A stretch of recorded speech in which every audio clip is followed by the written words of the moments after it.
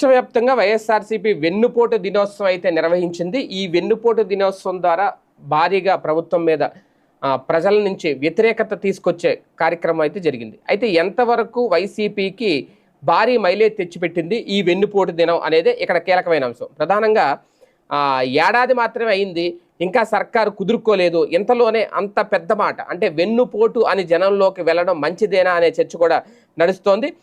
4 ఏళ్ల కాలం ప్రభుత్వానికి ఇంకా మిగిలింది, ఈలోగా అన్నీ సర్దుకుంటే కనుక పథకాలన్నీ అమలు చేయడానికి కూటమి ప్రభుత్వం సిద్ధంగా ఉంది అనేది.